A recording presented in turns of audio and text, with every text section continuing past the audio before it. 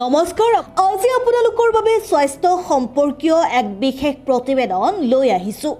আমাৰ প্ৰায় সকলোৰে ঘৰত ফ্ৰিজ থাকে, কিন্তু আপুনি জানেনে এই 10বিধ সামগ্ৰী ফ্ৰিজত ৰাখিলে হৈ পৰে অত্যন্ত ক্ষতিকাৰক।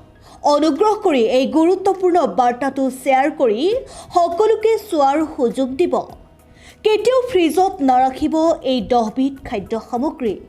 এইসমূহ সামগ্ৰী ফ্ৰিজত ৰখা ক্ষতিকাৰক। প্ৰথমতে বিলাহী ফ্ৰিজত ৰাখিলে ইয়াৰ টেঙা আৰু সতেজ সোৱাদ হেৰাই যায়।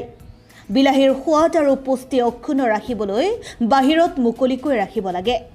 দ্বিতীয়তে কল পকিবলৈ এক নিৰ্দিষ্ট তাপমাত্ৰাৰ প্ৰয়োজন। কল নপকাকৈ ৰাখিবলৈ ফ্ৰিজত ৰাখিব লাগে।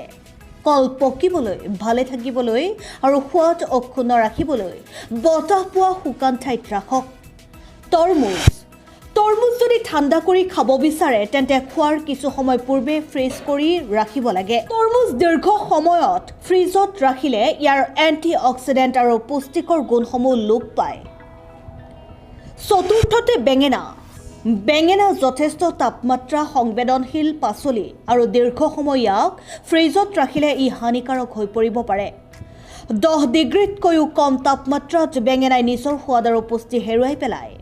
এইবাৰ আহিছোঁ নহৰু ভুলতো ফ্ৰিজত নাৰাখিব। ফ্ৰিজত ৰাখিলে নহৰু লিকঠীয়া হৈ পৰে আৰু খোৱাৰ অনুপযোগী হৈ পৰে। ই পুষ্টিহীন হোৱাৰ উপৰিও ফ্ৰিজত ৰখা নহৰু মানুহৰ পেটত হজম নহয়। শুকান মুকলি ঠাইত নহৰু ৰাখিলে এমাহ পৰ্যন্ত ভাল হৈ থাকে। আলু মুকলি আৰু শুকান ঠাইত ৰাখিলেহে ইয়াৰ সোৱাদ অক্ষুণ্ণ থাকে। আলু ফ্ৰিজত ৰাখিলে সেউজীয়া বৰণৰ আৰু মিঠা সোৱাদৰ হৈ পৰে। আলু দীৰ্ঘ সময় ফ্ৰিজত ৰাখিলে কলা পৰি গেলি যায়। পিঁয়াজ ফ্ৰিজত থোৱা বস্তু নহয়। ই ফ্ৰিজ কৰিলে ইয়াৰ সোৱাদ সলনি হৈ পৰিব আৰু কোমল হৈ পৰিব। পিঁয়াজৰ পুষ্টি আৰু সোৱাদ অক্ষুণ্ণ ৰাখিবলৈ ইয়াক মুকলি আৰু বতাহ সঞ্চালন হোৱা ঠাইত ৰাখক। 8 নম্বৰত কণী। অধিকাংশ মানুহে কণী ফ্ৰিজ কৰি ৰাখে, কিন্তু এয়া হানিকাৰক। কণীৰ পুষ্টি আৰু সোৱাদ ধৰি ৰাখিবলৈ আৰু দীৰ্ঘ সময় ভালে ৰাখিবলৈ কণী পৰাপক্ষত মুকলি ঠাইত ৰাখক। 9 নম্বৰত তিয়হৰ বাকলিয়ে নিম্ন তাপমাত্ৰা সহ্য কৰিব নোৱাৰে। ফ্ৰিজত ৰাখিলে তিয়হ সোৱাদহীন হৈ পৰে আৰু পুষ্টি হেৰুৱাই যায়। তিয়হ পৰাপক্ষত বাহিৰতেই ৰাখক। শেষত কফি সতেজ ৰাখিবলৈ অত্যাধিক গৰম আৰু অত্যাধিক ঠাণ্ডাৰ পৰা আঁতৰত ৰাখিব লাগে।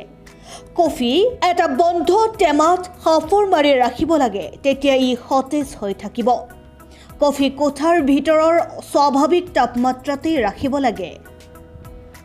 স্বাস্থ্য সম্পৰ্কীয় সচেতনতা বৃদ্ধি কৰিবলৈ ভিডিঅ'টো বেছিকৈ শ্বেয়াৰ কৰিব। ধন্যবাদ।